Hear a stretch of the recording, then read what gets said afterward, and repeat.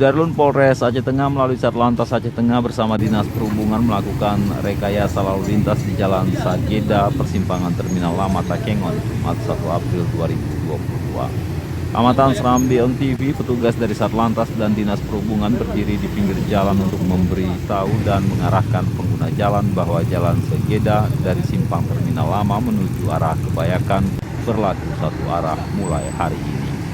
Kasatlantas Polres Aceh Tengah Ibtu Suhadi SH mengatakan rekayasa lalu lintas ini dilakukan untuk menghindari kemacetan yang terjadi di Jalan Sageda selama bulan suci Ramadan. Sementara itu Kadis Perhubungan mengatakan jalan-jalan tikus yang berpotensi untuk diterobos akan ditutup.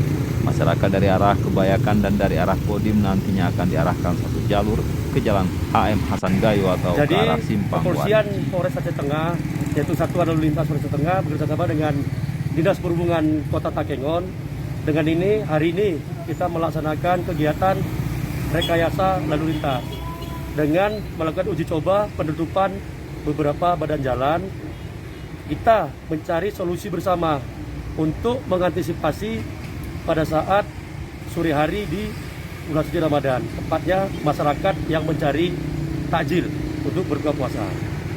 Dari Aceh Tengah, Bagus Setiawan, Serambi TV.